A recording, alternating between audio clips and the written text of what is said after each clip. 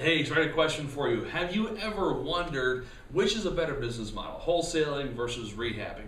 Or have you ever wondered on a given deal, should I wholesale this or should I rehab this? What I'm going to do in this video is I'm going to show you exactly how to decide whether or not you should wholesale a deal or rehab the deal, depending on your given situation. So it's totally depends on your situation. But I'm going to go through with you the decision makers or the decision making factors that we go through in our business to determine whether or not we should wholesale or we should rehab a given deal. So, by the way, whoops, I'm on the wrong slide. Boop, over here.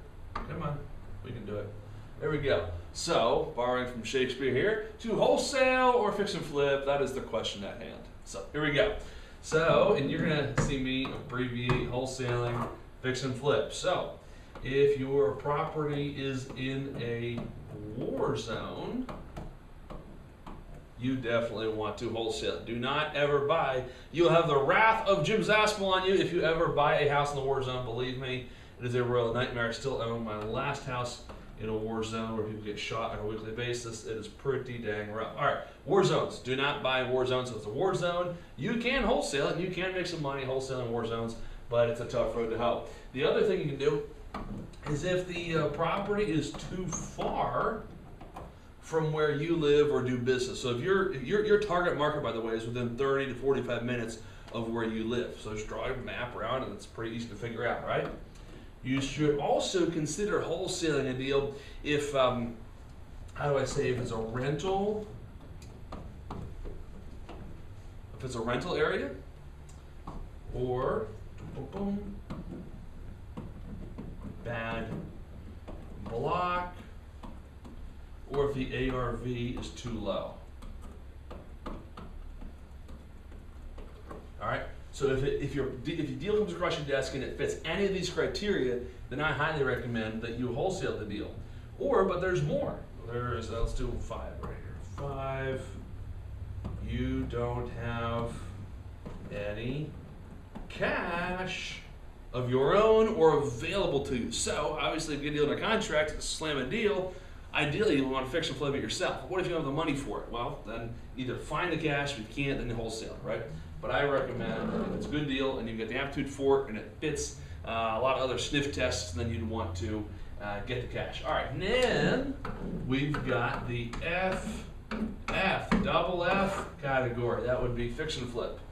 All right, so first of all, you want to fix and flip this deal. In my business, if the ARV, and oh my gosh, let me stop right there. So ARV stands for after repaired value, and I will tell you this. If you want to learn how to get a handle on your ARV, how to calculate your numbers on a deal, calculate your offers, estimate your repairs, and put together, be confident in exactly how much you're going to know on a deal, then get your little self over to, come on, this is where the thing is supposed to work, jimswebinar.com. Jimswebinar.com. There's a training I'm actually doing tonight at 9 o'clock, and I'm going to show you in detail how to calculate your offers, estimate your repairs, and your ARV all within 12 minutes on deals. So you can literally make offers from the beach of your choice. So here we go. 1, ARV. If the ARV is greater than $150,000, that's a 0, so is that, then it's probably a good fit for a fix and flip provided the numbers work, okay?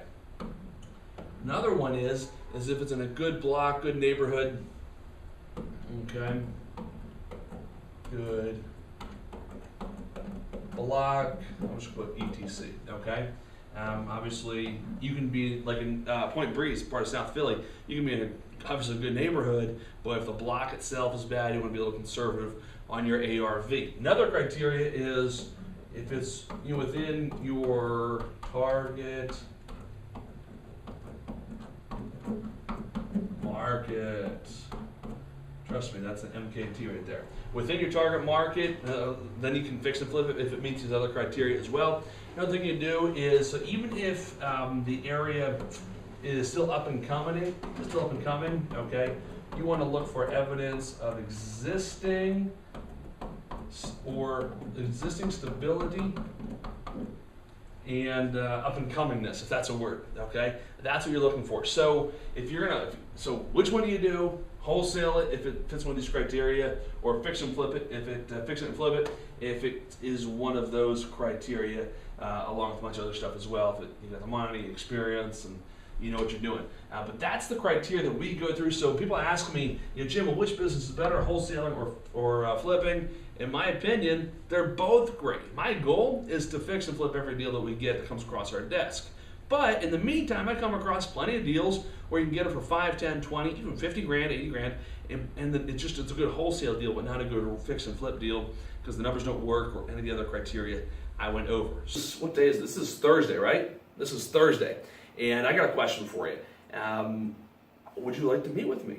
Tonight at the Andy's Diner in Springhouse, we are relaunching the Greater Philadelphia RIA subgroup meeting. So it's going to be on the third Thursday of every month going forward. I'm co-hosting with my good friend Andy Kraft. Awesome dude, successful investor, agent, and really just kind of a cool dude anyway.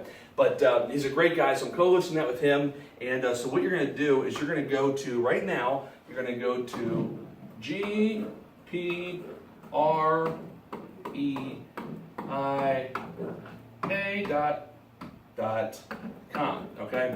And you got to pay a couple of dollars for your dinner and stuff like that. But anyway, it's really cool. They got a bar there as well. But we're going to go over some really cool information. Not going to spill the beans right now. All I can tell you this is that you definitely want to be there. So this Thursday is tonight at 6 p.m. At 6 p.m. be at Andy's Diner. And that is not the same Andy as Andy's Craft. It's just Andy's. I can never remember how to spell diner versus dinner, but I think this is right. Andy's Diner, and that's in Springhouse.